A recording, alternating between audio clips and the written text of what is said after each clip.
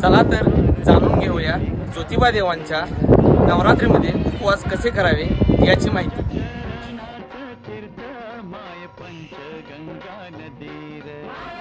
नवरात्रीच्या पहिल्या दिवशी म्हणजेच घटस्थापने दिवशी ज्योतिबा मंदिरातील घटांची स्थापना झाल्यानंतर उपवासाची सुरुवात होईल।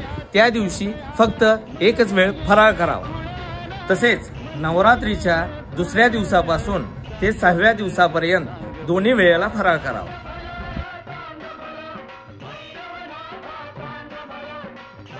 तसेच नवरात्रीच्या 7व्या दिवशी म्हणजे सप्तमीस ज्योतिबा देवांचा जागर असल्यामुळे एकच वेळ फराळ करावा। त्यानंतर नवरात्रीच्या 8व्या दिवशी दोन्ही वेळेला फराळ करावा।